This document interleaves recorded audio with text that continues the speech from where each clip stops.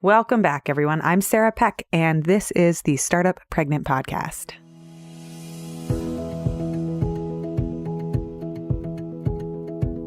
What is it actually like to take maternity leave as an entrepreneur, especially if you are a female founder? Many of you heard Vanessa Van Edwards join us on the show in January for episode number 96. When we last talked, she was 34 weeks pregnant, and she was heading into the final planning and preparation around setting her business up for maternity leave and, of course, welcoming her baby to her family. Well, she had her baby in July, and when her episode went live a few weeks ago, I reached out and sent her a note, and I said, "How's it going? How did everything turn out? And are you interested in doing a follow-up interview and telling us and taking us behind the scenes to share what your maternity leave was like?" Well, first, our email autoresponders talked to each other for a little while since we're both coming back online and we have new young babies. Her baby is now 7 months old. My baby is 4 months old. But we successfully got an interview scheduled. And in today's episode, Vanessa comes back and we talk about her birth, what it was like, and whether or not it was what she was expecting. We also go into the part about postpartum that no books are talking about and what nobody tells you about those first few weeks after you have a baby. We talk about what actually happened to her business as a female business owner taking leave as a founder, and we talk about why things and where things didn't really work and how she feels about it. And then we also dive into the nitty-gritty of when she actually went back to work versus when she wanted to go back to work, which are two very different things. And so many female founders and business owners and women in general who are navigating maternity leave and their postpartum period and pregnancies often don't have a choice about when they go back to work, or they go back to work when earlier or later than they wanted to. And it's a really tricky puzzle to figure out. So we're going to talk about her story and what worked and what didn't work. Thank you to Vanessa for taking the time with a young one to come back on the show and record this special follow-up episode. Without further ado, let's get into the episode. Welcome to the Startup Pregnant Podcast, where we talk to creative leaders about what it means to be an entrepreneur and a parent. I'm your host, Sarah K. Peck. If you live in the United States, you are entitled to a free breast pump with your insurance, but navigating insurance and paperwork can be such a pain. Aeroflow Breast Pumps, the sponsor of this episode, is a company dedicated to making the hassle of getting a breast pump a lot easier for new mamas. If you are a new mom or even a second-time or third-time mom, Aeroflow has a ton of resources for you about breastfeeding and pumping and navigating the transition back to work, all on their website. If you head over to aeroflowbreastpumps.com/startup, they can quickly and easily help you qualify for a free breast pump through your insurance. I just used them for my second baby, and it honestly took just a couple of minutes to go online and enter my information. They ran all the checks. They set up the dates. They sent me an email. They said, "You're eligible." And then when my eligibility window came up, they went ahead and they shipped it right out to me. So it was super easy. It was such a relief. There is enough to do when you are prepping for a new baby, and having somebody like Aeroflow Breast Pumps on your team is really helpful. The link's in the show notes, and it's also on our website too.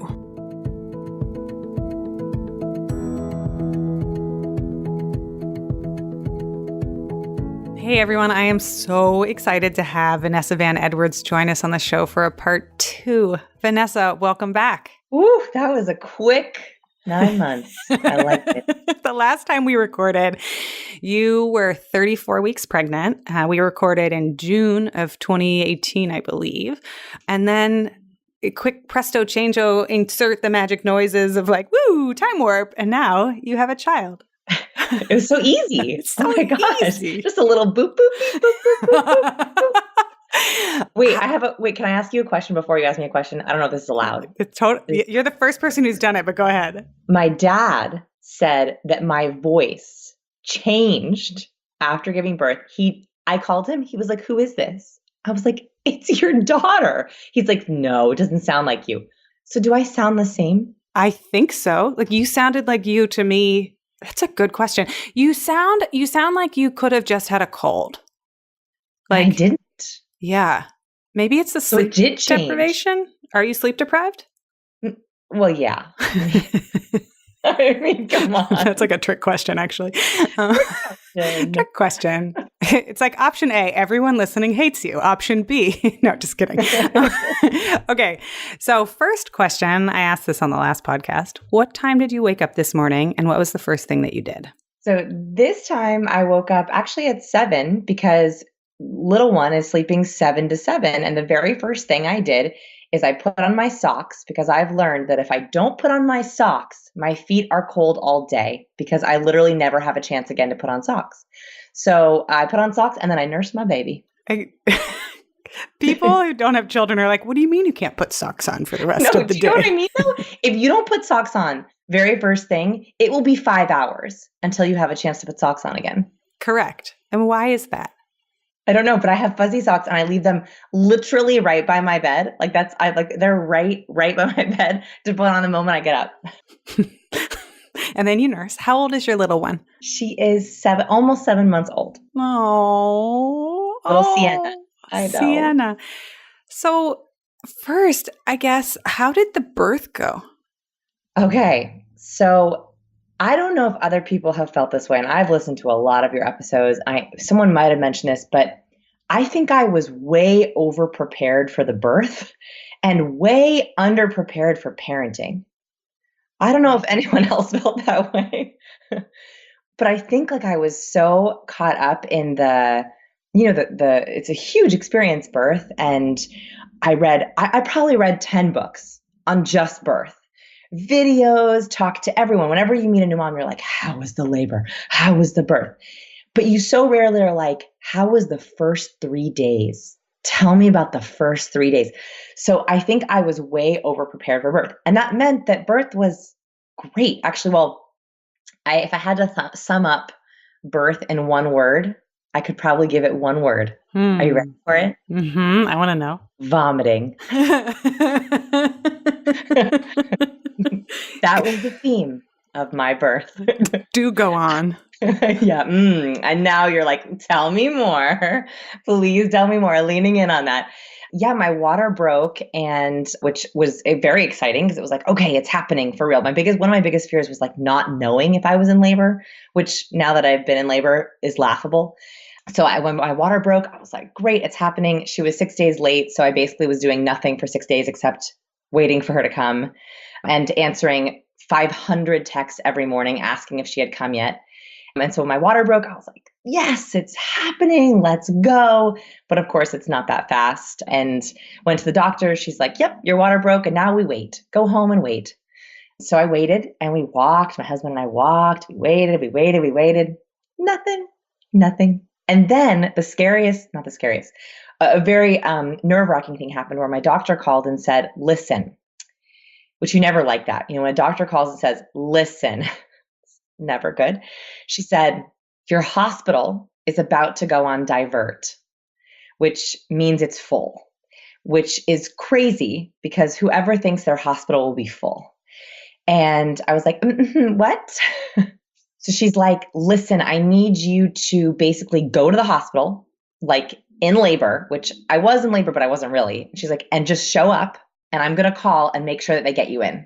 And that's what we did. So my husband and I like ran to the hospital, begged to be let into the hospital, and got a room, which was not great for labor progressing because I think, what you're supposed to be doing is staying nice and relaxed, being at home, being comfortable. All that plan went out the window. Like me laboring at home just did not happen because I was going to lose my spot at the hospital. So that was very stressful. Once I was in the hospital, hung out there, but the hospital doesn't like you to just hang out. No. I found out later. Yeah. Yeah, they don't love that, especially because I was literally in no labor pain at all. Like I was having no contractions. Like I was like, can I order Mexican food? I was like totally fine. And they were like, we got to get your labor started. So I started a Pitocin drip and they're like, here's what we're going to do. We're going to give you a Pitocin drip. You're going to go to sleep. You're going to wake up and you'll be in labor. So you'll have a nice sleep as the Pitocin kicks in. Ha! That was such a good plan. that did not work at all. Always plans that don't work. And so basically the moment I got that Pitocin drip, like 30 seconds later, I was in labor. 0 to 50. I mean, right away. And then the vomiting began. Do you still like Mexican food? No, I don't actually. It took me about 6 months to eat Mexican food again because I vomited up Mexican food for a really long time. And I don't know if it was the Pitocin or the labor or the pain, but I probably vomited like 60 or 70 times, just like constant in between contractions and everything. And because of that, I ended up about 6 hours later, I was like 6 centimeters. I was like, I need an epidural because I could barely get my breath. So got an epidural, best decision ever. My friends are like, what did it feel like? And the only way I can describe it is that it feels like getting into a warm bath with crack cocaine. And I've never had crack cocaine, but I can only imagine that it feels that good because it was the greatest feeling. I mean, the greatest feeling. I finally was able to sort of meditate. The vomiting slowed, but I still was vomiting a bit. And then 6 hours later, they were like, whoa, like the doctor came in to check me. And she was like, she's here. She's coming. And I spent an hour pushing and she was here. Oh my God. Yeah, vomiting during pushing, vomiting when she came, vomiting during golden hour, vomiting after golden hour. Do you think that it was like bad food? No, I think it was the Pitocin. Yeah. I think it was the Pitocin because basically as soon as that Pitocin stopped, a couple of hours later, it went away. And so I guess that's a really common side effect. So that was actually the more exhausting thing. I mean, of course it was painful and, it was kind of this crazy experience, but it shook me. It was really hard to get my bearing when you're throwing up that much, especially because by the end I was throwing up like the liquid the IV was giving me, or I don't even know what, Yeah. Yeah. Oh, vomiting's the worst. I had, and also epidurals. I had one for my first birth. Was amazing. I asked for one for the second and I didn't get it in time. So had no epidural for the second one, which was also really amazing. So I'm kind of glad I had both experiences. But, and looking back, what would you choose? Oh, do whatever you need to do. Like you do you, right? I loved my second birth. It was really pleasing and I loved having the epidural in the first one. So yes. Yes to all. Yes to all.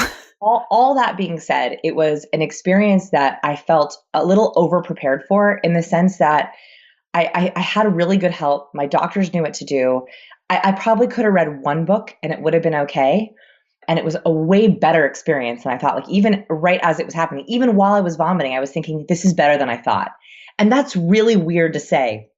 But I was like, this is less traumatic than I thought. I think I was really scared it would be traumatic. And I think for some women it can be. But it was hard, but it wasn't traumatic. And so I think it was better than I thought. What came later, I think, was way harder than I expected. And I felt very underprepared for.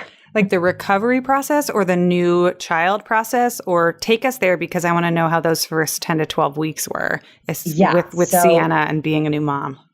That I got really angry at like week 2 or 3. And what I was angry at was that I had read all these books. I had quote unquote done all the research and I'm a researcher. So I was like, great. Like I have all the knowledge. I know the way. And I felt like no one had explained this part to me. And I actually went back to some of the books I had read and I noticed something that I didn't notice when I was reading them the first time, which was most of the books I had read said, after the first few weeks, you and your baby will. After the first few weeks, feeding will be. After the first few weeks, your baby and sleep will be. Yeah. I hadn't noticed that most of the resources I had and that I think that are out there skip the first 2 to 4 weeks. And that really threw me. So I expected, and maybe this was totally naive, but everything I ever read said basically the same 3 things. 1, is your baby is going to need to eat every 2 to 2.5 hours. You're going to be on a constant rotation. 2, you have to do feeding, sleeping, changing, repeat. Feeding, sleeping, changing, repeat. All the safe sleep guidelines over and over and over again, right? Baby needs to be on their back, on their own, in a bassinet, next to you, or in a crib. in their own room, but ideally next to you, right? All the recommendations. And I heard those same things over and over and over again. What I didn't hear is what actually happens in the first 3 weeks is completely different for everyone. And you might not have a baby that gets up every 2 to 2.5 hours. And you might not have a baby that sleeps everywhere on anything. And so what I didn't realize was that I was really expecting the hard part to be the 2.5 hour grind. That was actually not what happened for us. Sienna wasn't on a 2.5 hour schedule. So for her, she actually was sleeping pretty well at night. She was doing like 4 hour stretches right from the beginning at night. Amazing. But would not sleep on her own ever. Didn't matter the swaddle, didn't matter the expensive jiggling bassinet, didn't matter. She wanted to be on a body all the time. And no one, I felt like, and maybe if I had been warned, that would have scared me, I don't know. But I literally I never even knew that was an option. And so what happened is we would go to put her down, like literally even in the hospital, like have her all swaddled with a little hat on. She just nursed a little bit, put her down, awake, hold her asleep, put her down, awake. And then all the recommendations say you can't sleep with your baby. In fact, in the hospital, we were so tired by the second night and she would not sleep on a bassinet, that I was holding her I had her laying next to me in the hospital bed with like a big blanket between us so that she could kind of feel my presence. And she and I were both sort of asleep, like finally. And the nurse came in and said, "What you're doing is extremely dangerous. You cannot sleep with your baby. It's very dangerous. You have to put your baby down." And I'm like, "But my baby will not sleep in the bassinet." And she's like, yes, the baby will. You just have to train the baby to do that. And so I was faced with this horrible guilt and challenge, and that my Sienna wouldn't sleep if she wasn't on a body, but we couldn't sleep if she was on us. And so the first 4 weeks of her life were literally begging people to come over and trade me so that I could get sleep when she wasn't sleeping on me. Yeah. Because she would only sleep on a body. Right. Oh my gosh. I didn't know what to do. And like, even now, like looking back, I still don't know exactly what I would do. And then as I was talking to moms about this, a lot of moms were like, "Oh yeah, that happened to me." Or, "Oh yeah, we had that for a few weeks." Or, "Oh yeah, we had that during sleep regression." And I'm like, "Well, what did you do?" And some moms are like, "Well, I just slept with her and we slept together." And I'm like, "But that's quote unquote dangerous." And it opened up this whole world of things that authors won't put in books because it's a liability. And nurses and doctors won't recommend because it's not official recommendation. And just being left with, I don't know what to do. I'm either going to be dangerous and try to sleep with my baby, or stay up all night so that she can sleep on me. So what did you end up doing? Bringing in a rotation of people. That's literally was the only way. I begged in-laws, parents. So it was like a rotation. It was like me, my husband, my mom, my dad, me, my husband, my mom, my dad, for weeks. It was the only way that I felt like we weren't breaking some rule. Yeah. It's horrible. It's so hard. What you said, those first few weeks, I think there's so much that people don't talk about. They might talk about the losha and the bleeding that you're gonna, like what your body goes through, because it's like you're gonna have the world's longest, biggest period ever for 4 weeks. Don't be surprised. Like hashtag by depends. But yeah, that early part is hard because every baby is different. And I know a lot of people that ask me for advice about how to plan for their maternity leave. I'm like, we don't know what kind of baby you're gonna have. And once you know the kind of baby you have, it all depends. And some babies just don't want to be left alone.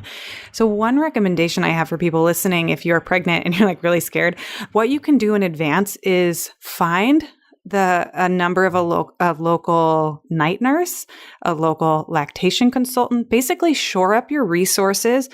Not that you need them, but if you do need them, you'll thank your past self, because you can call a night nurse for a situation like that and be like, your job is to hold the baby from 10 p.m. till 2 a.m. so I get 4 hours. Right. So that's what ended up happening is we found a doula locally, and she was the first person who said to me, no one would give me permission to just like, she was like, you can sleep with your baby. Like, you can. I'm not saying you can. She actually literally said, she's like, I'm not saying you can, but you can.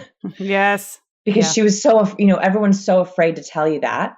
And so she really helped because she ended up taking a lot of the night stints, right? And she would just bring the baby to me when the baby needed to be fed. She cooked for us, she cleaned for us. That was incredible. That was the best money we ever spent. And then eventually helped Sienna learn to sleep on her own at night. So that was the first big hurdle, which I think happened at like 6 weeks, where she finally learned how to sleep on her own at night. And I would come and nurse her, obviously, in the middle of the night. And we still, at 7 months, she sleeps great through the night, but we still have trouble with her sleeping on her own during the day. Still. I was going to say, because we started this episode and you said 7 to 7. So I wanted to ask you how you got there. Yeah, she's always been a good night sleeper. As I mentioned, even in the beginning, she was doing 4-hour stretches at night. So luckily she never ended up being too nocturnal. And it was the doula. And then my husband said, I want to do nights, which was incredibly kind. He was like, look, like, I think I can help her learn to sleep at night. So what happened is my husband would sleep in the nursery. We took some very good advice from someone who said, put a fold out couch or futon in the nursery, which was such a good idea if you have the space. So we have a fold out couch in the nursery. So he slept in the nursery and I slept upstairs. And when she was taking bottles, I would leave the bottle for him, and he would give her the bottle when she needed it. And my husband, and I think that the fact that he's a man and isn't as sensitive to her crying, he doesn't jump up as quickly. He would just practice giving her a little extra time. Not if she was crying, but more like, I don't know if you know, like la pause, Yes, like, I was going to say the pause. Yeah. yes, exactly. Giving her the pause, like letting her just chill out in her crib for a little longer. And so I actually credit him for teaching her to sleep through the night, because he wasn't as scared as me. Like, I was always scared that, oh my gosh, she's crying. Oh my gosh, she's going to wake the rest of the house. I got to feed her right away. She's starving, right? Like, I would jump up out of bed to get her. And my husband would be like, she's okay. Like, give her a few seconds. And he would show me on the video monitor. Now he's back up in our bed. He shows me on the video monitor that he's like, look, she's awake. You can see she's awake, and she's kind of, not crying, just like, not happy. And he's like, watch, she's still asleep. Watch. I'm like biting my hands. I'm like, oh my God, I have to go get her. I have to go pick her up. I have to go burp her. Where's she burp? And he's like, just watch. She's still asleep. She's just whimpering. She's not crying. And sure enough, 10 minutes later, I mean, not quick, she goes back to sleep. She didn't need a bottle. Yes. I credit him with that. I mean, husbands or people who are anyone in your life who has a little bit of an extra wick, I would say, especially if they're less sleep deprived than you, which my husband was, because he was getting more sleep than me in the beginning. They're willing to wait a little bit longer. And that really helped her. It does, because it's like when you're that little, they need a couple of minutes, not hours, but a couple of minutes. Like, can you get this? Can you figure it out? What happens next for you? Right. And like, they build up into a big old whale, and you're like, all right, I'm coming. Yeah. But, or they figure it out, and they're like, oh, here's my hand. I'm going to chew on this. Oh, oops, I fell asleep again. Not all babies, every baby's different. And when you're the hormonal soup that you are postpartum, like, my sister used to make fun of me because she was like, your baby never cries. And I was like, yeah. And she's like, you never let your baby cry. Mm-hmm. Let's be clear. Like, you like run to stuff your boob in his face. You can give him a little, like, crying isn't bad. It's just his way of talking. And I was like, yeah, but I can't stand it. Right. Right. And that was totally me. So having him help at nights when I was my guard was particularly like, I think that you want your baby to go back to sleep as soon as possible, of course. And so you're more likely to get up faster, because 1 minute when you're trying to go back to sleep is a long time. Right. But 1 minute during the day is a little bit different. So that was instrumental. Also, I will say tools helped us. We moved from Halo sleep sacks at the beginning, really helped. Halo sleep sacks, thank goodness, for what she first used. Then we had to graduate to the sleep strap. I think it's an ace, and gosh, I don't know. It's when she was kicking a lot, you couldn't use the entire sleep sack. You had to use the sleep strap so that she couldn't start to roll herself over. So we graduated from the sleep sack to the sleep strap. And then we graduated to the Merlin. And now she's not using anything. So I will also say it was critical that we use those three things in those orders. If we used the Merlin too early, it wouldn't have worked. If we'd used the sleep sack too long, it wouldn't have worked. So graduating from those three things actually really helped. Oh my gosh. You're flooding me with all of these like experiences because I'm right in there with you, Right. familiar with all of this. And I'm trying to think about like, how do we tell people about those first 3 months? And also that rule where that's like, back to sleep, never touch your baby. They should be in a separate place. Don't put them in your bed. This would be an interesting thing if you have any spare time to do some research on the side. I am remembering for people listening that all of this stuff that our doctors are telling us are about SIDS, sudden infant death syndrome. And obviously, I'm not a doctor, so don't take this as medical advice. But one of the things that's interesting when you look at the research is the highest instances of SIDS happen when people sleep with their babies when they're also drinking or smoking. And if you're not a drinker and you're not a smoker, it's actually much safer and you can feel more comfortable about doing it. It has to be your choice. Your doctor can't tell you, your doula can't tell you, I can't tell you, Vanessa can't tell you, right? But that might be something to look into to see where's your comfort level and what are the ways to make it the safest possible. And, or if it's not something you're comfortable with, how do you figure out how to hire help to get sleep and what's that going to look like? Because no one talks about those first 4 to 6 weeks. And then the irony is that moms are supposed to go back to work at 6 weeks. Right. How is that even possible? So let's shift to talk about that Yes. because you run your own business and neither you nor I have the answer for how to solve infant sleep, but we can tell people that they should go read about that. What was your maternity leave like? I know you were planning on doing some work across it. What actually happened? Yeah. So the plan was to try to give myself 2 months of nothing and then slowly integrate back with a couple of hours, a week, maybe 2 hours a day. I had this fantasy, which I think maybe everyone has, but I really thought that when babies sleep, they sleep and you can work while they sleep. And that really sounds like a plan. Like that really does sound like a good plan. And you hear this fact, oh, babies sleep 16 hours a day. And you're thinking, great, if a baby sleeps 16 hours a day, I sleep 8 hours a day. That's 8 hours of work. Doesn't that sound like good math? Yeah. Go on. And so I really, really thought that the first 2 months I would just sort of relax and be with the baby. That makes sense. And that once, once Sienna was sleeping more, I would get 8 hours of work in while she napped because I can sort of work while she naps. That just never happens, especially as their playtime is so much more active. And so I quickly learned that wasn't going to work. But what happened sooner than that was 12 days after giving birth, we had a major, major customer service crisis. And that's one of those things you can't plan for. And they happen. And my husband and I both work in the business. He's CEO. So that was incredibly hard because one of us, if not both of us, had to deal with this crisis. The other thing that happened, which is kind of a weird issue, is we have a team and 2 of our main employees obviously knew I was pregnant. They knew around the time that I was giving birth and they were going to cover for us, especially for my husband, while in the first few weeks. They decided to take vacation a week after my due date. And we were like, we need you to cover. And they were like, no, we want to take vacation. And so that was also something that put us in a very weird position because the teammates that we had planned on covering for us left for a few days. And unfortunately, a few of those days were also during the customer service crisis. So I share that because I think that even team members, they can get sick. People you think are covering you can decide to take vacation, and there's not always anything you can do about it. So I was really surprised by that and a little bit devastated by it, but there was nothing I could do. So I was thrust back into work 12 days after. And unfortunately for me, it kind of broke the seal.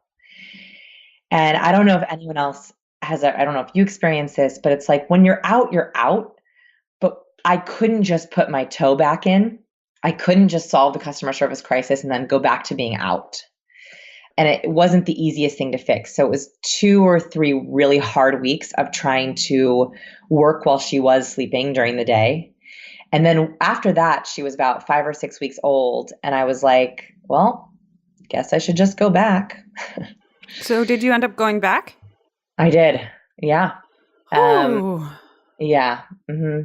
Not full time, but maybe 4 or 5 hours a day, 5 days a week, maybe 6 days a week. And then at 2 months, we got a nanny to come 40 hours a week. And so then I was back full time. How are you? I was going to say, what's your childcare look like? And then how are you feeling about it? I feel really kind of betrayed by my business, which is hard because my business also sustains me. And I'm also very grateful for my business.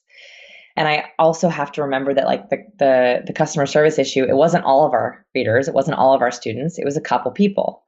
And so it was really, really hard to not feel like I had put, 10 years of my life into building this business so that I could take some time as a mom. And here I was 12 days out and I couldn't. So I felt just really, really betrayed by, I don't know, like the business doesn't have a personality, but in a way it sort of did. And even now I look back and I'm like, I'm so grateful the business pays the bills. I'm so grateful for all the opportunities the business gives me, but it brought me back sooner than I was ready. Like I was not ready and I had to be back and there was nothing I could do about it. Business, you're such an asshole. I know. Sorry. Let's see if I can bleep that out. And your second question was childcare, which we have a nanny from 9 to 5, 5 days a week. Pretty simple and straightforward. And that is working. That is working really, really well. And we've been doing that for the last 3 months. Yeah. Do you both work from home or do you have an office that you go to? Yeah. So we both work from home, which makes it really nice because I'm still nursing. She also does supplements with formula, which also another thing that I wish I had known a little bit more about, which we can talk about. So so it's really nice because I get to, be with her when she wakes up, usually around 7 to 9. It's so nice. We have this beautiful morning time. I don't have to get dressed and ready. I kind of eat breakfast with her. And then the nanny comes and she does her first morning nap, which is great. I go to work. I actually try not to check my email or anything before 9 o'clock, just so I can be like totally with her, which is wonderful. And then I get to usually have lunch with her and she's just starting solids. So I get to give her some solids, usually over lunch, and eat with her, nurse her if she needs, but usually I try to pump during the day because otherwise I think it's a little confusing for her if I'm nursing her and then I'm like, bye. And then at 5, I get her for her evening time. 5 to 7 is usually when she's up and we play, and I nurse her before bed. A couple of things I want to dive into, and I'm going to try to hang on to the threads without forgetting, but my baby's 4 months old, so this is how it is. The first one is, you mentioned a little bit ago that you thought you'd be able to work while the baby sleeps, and that just doesn't happen. And I totally understand what you mean, but I want to unpack that a little bit because I think it's a really confusing but important point that even I am relearning while I'm sitting here. Like, I'm muting myself in between asking you questions so that I can eat peanuts because I need to feed myself. Yes, good job. Because I know that as soon as we get off of this call, I'm going to have to run to the bathroom to empty my bladder and then get to the kitchen, grab the pump parts, put them on in between this call and the next call so I can finish. Why? Let's unpack this a little bit for people listening because I don't know. I think I used to have a lot of judgment when I heard people say that. I'm like, oh, you're just not that efficient. I'm a really efficient person. I'm sure I'll be able to get some work done.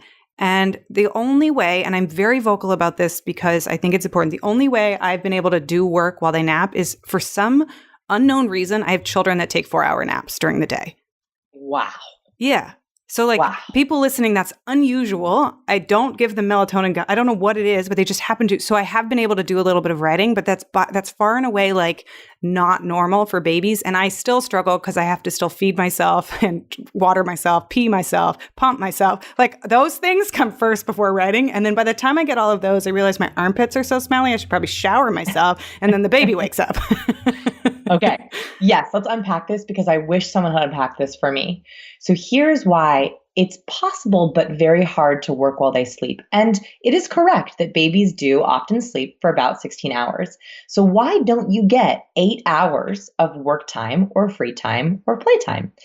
So I think that what happens is, and I've thought about this a lot, is, so most babies take a 45-minute to an hour and 15-minute nap if you're lucky, right? Is that Yes. Yep. 90 if minutes not, maybe once they get a little older and they can stretch them together. yes, yes. And if you're not lucky, they could take 20 to 30-minute naps, okay? And that there are days like that.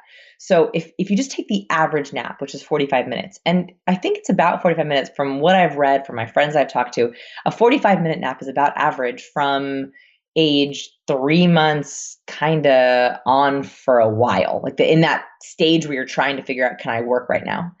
But the 45 minutes is not bed to bed. It's usually like, okay, you're nursing and they start to fall asleep, but they're still finishing nursing. So there's about 5 or 10 minutes there. You're trying to get them off the boob because they're kind of done sucking. Okay, you get them off the boob, you burp them. That takes 3 to 5 minutes because you got to burp them. They're sleeping, but you got to burp them. Then you carry them over to the crib and they kind of wake up, right, as the transition from the crib to the bassinet. And so you have to stand there and you have to pat their butt or rub their back or hum or something, at least in my case, and a lot of other cases, I think some friends have told me that's very similar. Right there, that's probably 10 to 12 minutes gone from the 45 minutes. Okay, just the transition from boob or bottle, and the same for bottle, also burping, to crib, and then letting them fall back asleep in the crib, especially if you put them down drowsy, which you're supposed to do, quote unquote. If you put them down drowsy, it might take a little bit for them to actually fall asleep. You leave, you go pee, you get a snack, you sit down. Okay, there's 5 to 6 minutes. That's gone. Mm-hmm. You're looking at the monitor now, right? And you have your computer open and the monitor next to your computer. And you're, what are we, 20 minutes into the nap already by this point? Yeah. Right. The monitor is next to you. You open your email. You do get to check your email, right? You go through it really quickly. Okay, nothing urgent, good. Oh, she turned her head. You're watching, you're watching, you're watching. She awake? She awake? No, she's good. Okay, back to email. Okay, now what email do I have to reply to? Maybe you get one email out. Okay, then now she's murring. And you have to go back in and pat her butt. Pat her butt, pat her butt, pat her butt, pat her butt, pat her butt. Stay the fuck asleep. Pat her butt, pat her butt, pat her butt, pat her butt, pat her butt. That's another 5 minutes. You're back. Now you only have 20 minutes left of the entire nap cycle. And again, you're spending half of it watching her on the monitor. You also have to then get yourself something to eat, maybe decide if you want to pump. There are also dishes in the sink. You haven't taken a nap yet. You should call your mother. You should also, it's like that. So you can get a couple things done, but it's not like I could pound out an article in 45 minutes. And I didn't realize that the naps, that they need so much support while they sleep. You know, it's not just, yeah, you put them in the crib a little drowsy, they fall asleep, they wake up, I'm awake 45 minutes later.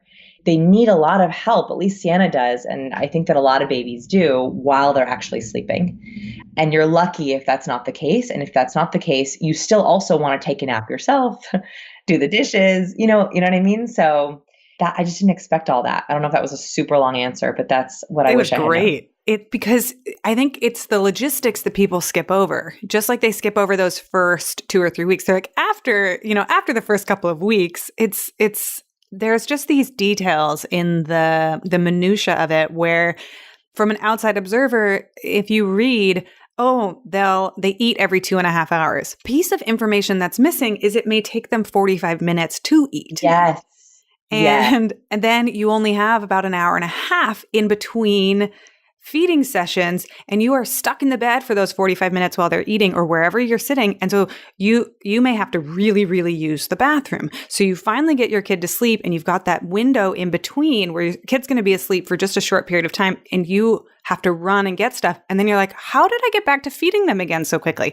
Because it's not like you can't unload your breast milk or formula into them in 0 time. It takes time to put the food into the baby. So, right. Yeah. And also, we are lucky that Sienna is a very happy baby. She never went through witching hour. She doesn't have very cranky periods. We're lucky on that. I have many friends who also have periods in there of just crying and upset, and just needs to be soothed because they're upset. And I couldn't imagine adding that on top of it with the whole 2.5 hour cycle.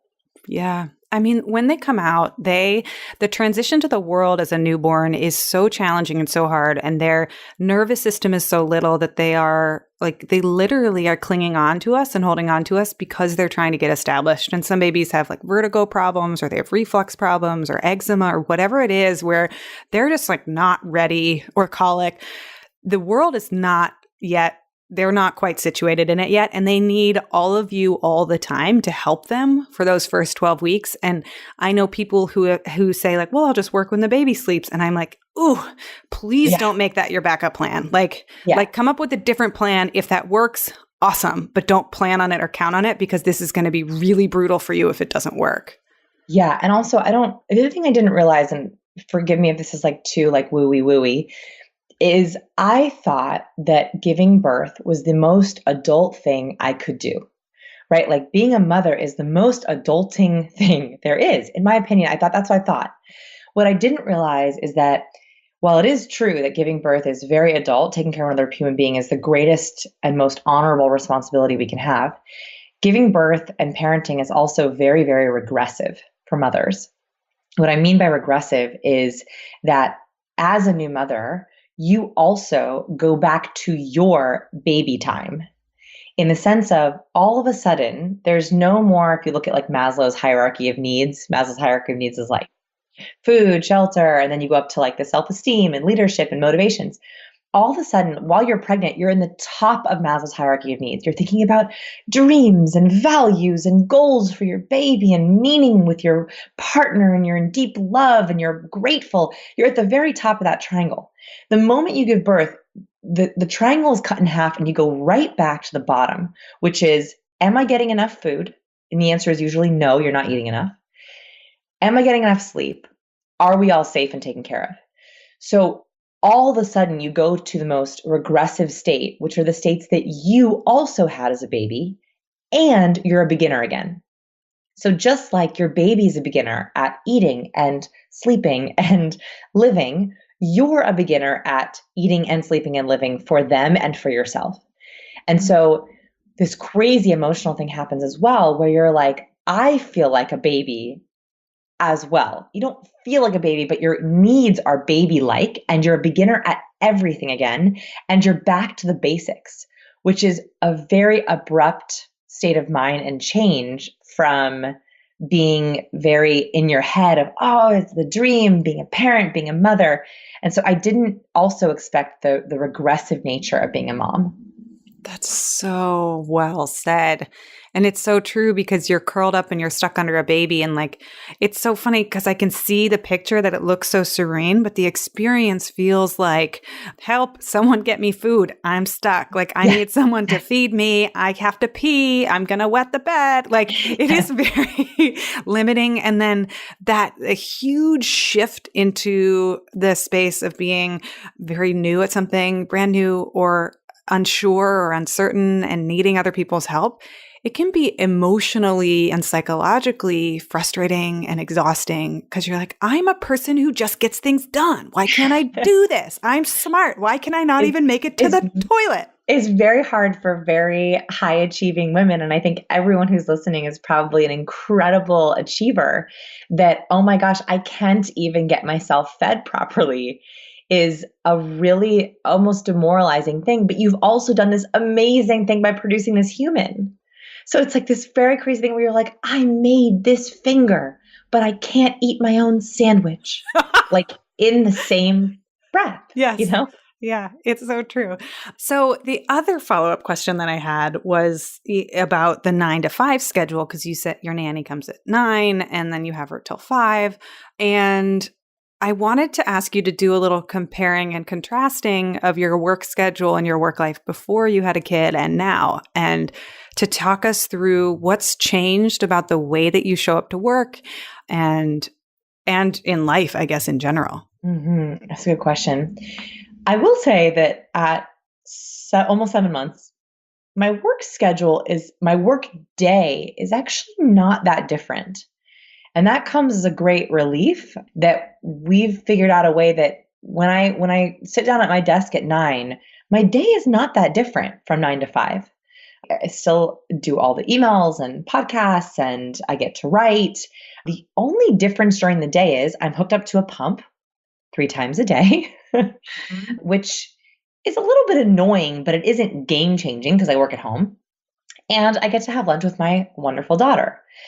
The only difference there, or I guess the biggest difference, is the emotional aspect. So on the outside, it looks really similar. On the inside, the guilt is different.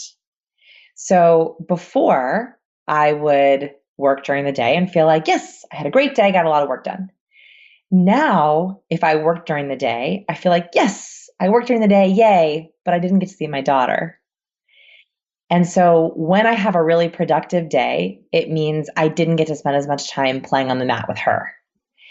And so that sets me up for kind of a trap. And I know this trap, I've heard about this trap before, but it's hard because it's like very hard to feel like I'm doing everything very well.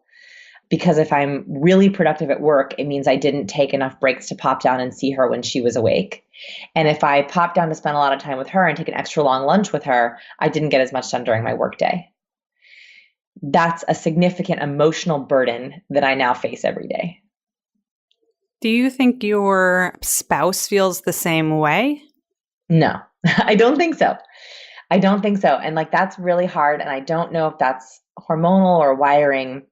He feels like, and he is right about this too, by the way, I think that he's right, that as a man being able to work at home, he gets so much more time with her than the average working dad. And so in his mind, it's like amazing. It's an amazing setup because he's like, I can see her before work. I can see her when she plays on the mat. I can pop down whenever I want and see her. And so for him, it's like, I'm so lucky. I can work and I can see her whenever I want. I can take her to a pediatrician in the middle of the day if I need to. I can give her a bottle if I feel like spending some time with her. And so for him, he's comparing himself to something different. I think working dads are comparing themselves to other working dads. Working mothers are comparing themselves to stay-at-home mothers. Mm-hmm. And that is a major difference. So how do you reconcile with it? How do you deal with it, feel it, experience it? I don't know. I think that the best way that I've been able to lower the guilt a little bit is to know that she's getting at least different and maybe even better stimulation from our amazing nanny. So I know that our nanny plays games with her that are different than I do. She does sounds, she does textures, she does different things that I do than when I'm with her. And so I'm like, okay, at least, she loves this person. Our nanny takes wonderful care of her. And she gets an experience of a different kind of caregiver for a few hours a day. And I will say, our nanny is far better at putting her to sleep during the day than I am. So the one way that I like the salve, like the balm I give myself, and I'm like, oh, I'm not spending enough time with her today, is she has someone who is prioritizing her sleep and that lets her sleep way better than I do, and is giving her different kinds of experiences than when I'm with her. And I'm also extremely grateful for my time with her because I didn't get to spend the whole day with her. Those are the things I tell myself over and over again. I don't know how long that will last, but they help right now. Yeah. Oh, it's so hard and so interesting. And at the time of this recording, my little one just started daycare yesterday. So I feel all the feelings. They asked me, they're like, how are you doing, mama? And I was like, don't ask me that. I'm going to cry. And they're like, oh, do you want a hug? And I was like, definitely not. Because then I won't, exactly. Really? I like if I see her, the way our house is set up is like the kitchen is kind of off to the side of her play area. And sometimes I just sneak downstairs because I don't want her to see me and get like sad. And then I get sad and then she gets sad, which is like horrible because I'm like, oh my God, I feel bad. Like she's having a good time playing. I don't want to come in and be like, hi, bye. Because she's like, why would you do that to me? Yeah. And that's actually, this is a weird thing, but like, 2 things I wish someone could tell me, and of course no one will. 1, does video calling confuse them or help them? Like I have to do my very first business trip coming up away from her, and I'm very conflicted on if I video call her, will that help her or is it selfish of me? Will it confuse her or will it help her? And 2, is saying hi bye during the day better or worse? Like does she want to know that I'm just one room away? Or does she not want to know that I'm one room away? Great questions. I may have to have you back to ask you these later. Anyone know the answer to those questions? Because as a mom, you're like, should I be just popping down every hour or so she knows that I'm here and I'm with her and like, I'm not far away? Or is that like, is she confused by that? I'm of the ignorance is bliss kind of stance where it's like, I imagine that it's hard to tell the difference between time.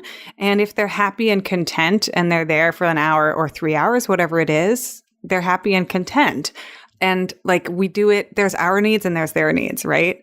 So do you ever have the feeling, I don't know if you've ever experienced this, but like one of the other like emotional things that I feel like I deal with on a daily basis as a mom, which is very surprising, is she is so amazing.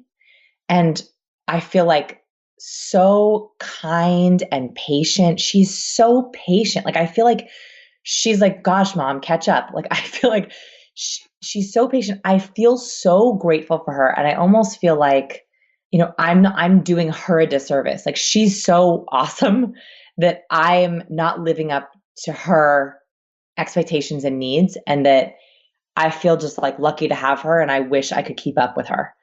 And that's a really crazy feeling because she's a baby, but I feel like I'm so lucky to have her and I just don't want to disappoint her. Yes. It's like, at least I want to cry, but like, that's how I feel. There's a Montessori book that I read. I don't remember the name of it right now, but it talks in it. Maria Montessori has a couple of quotes and she talks about how our society gets children backward. And we tell the story that children need adults. Like children are these needy, clingy things and they need caretakers and they need these humans to help them survive.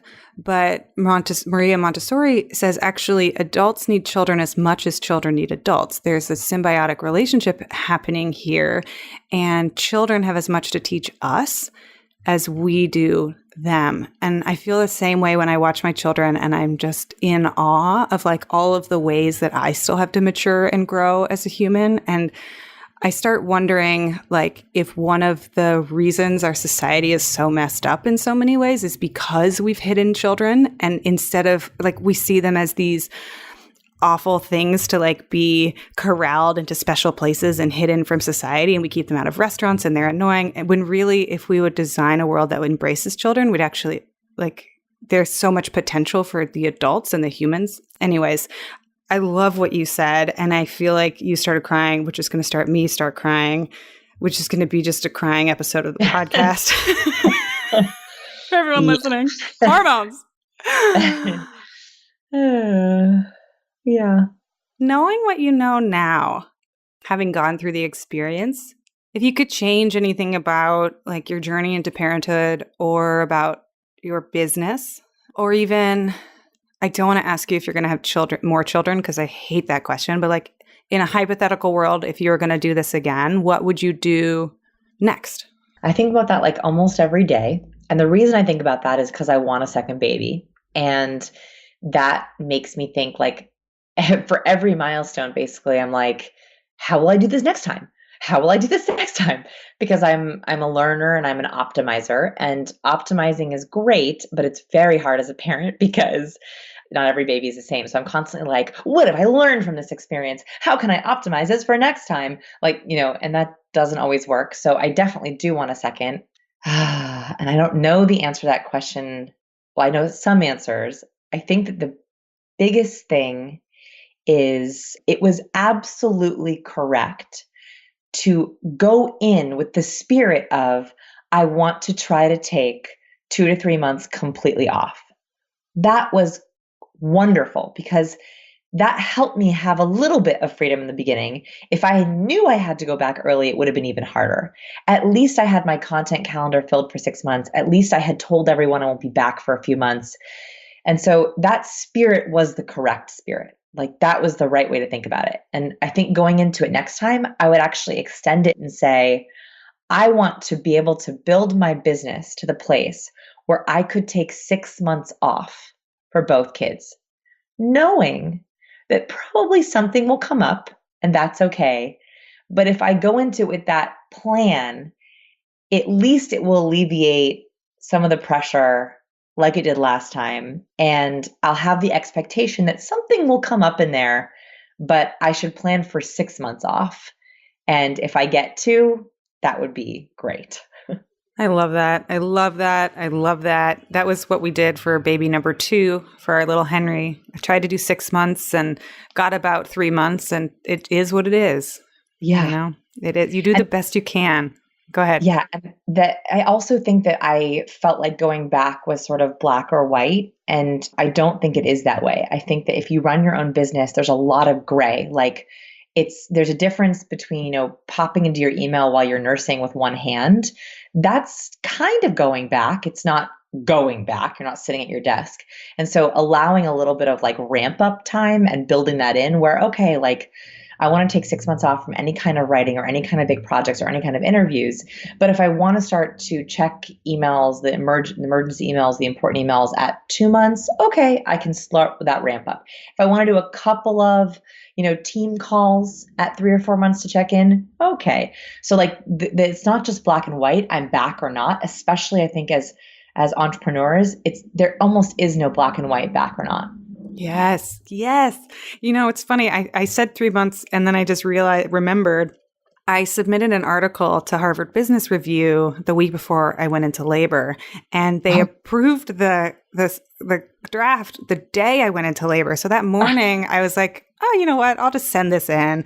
And I sent it in, and then I felt the contraction starting, and I was like, oh, Sarah, you better finish this. Like, because I knew it was coming. So I hurried and finished it. And then 10 days later, after Henry was born, they emailed me and said it was live on the site. And I was like, no, this is why I run my own business. I love this. And so I went and I shared it. And then Minnesota Public Radio and Wisconsin Public Radio reached out and wanted me to do an interview. And I was like, I'm not prepared for this, but I would really like to do this.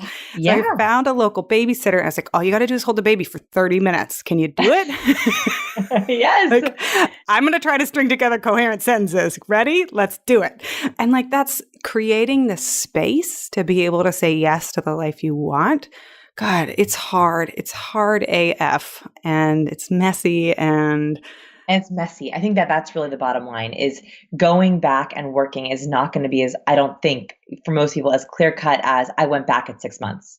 I don't think we have that luxury. It's going to be a little mucky and messy, but I think that also is a real benefit of owning our own businesses. Vanessa, this has been amazing. Thank you for being so transparent and sharing so much of the journey. I love hearing the inside, even though I do not love the hard parts. I'm so grateful that you shared. Oh gosh, my pleasure. Sorry for getting a little teary there at the end. And everyone listening, thank you for your kindness and support. And I got some great reach outs from the last interview. So thank you so much. And I always say this and I mean it.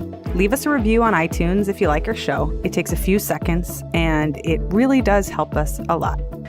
If you want more of what we're talking about, go over to startuppregnant.com and get on our email list. We send out a weekly newsletter with time-saving tips for parents and entrepreneurs. And I always include a weekly gadget or tool or something awesome that we've stumbled upon to help make your life just a little bit easier. And as always, you can reach out to us at hello@startuppregnant.com. We love hearing from you.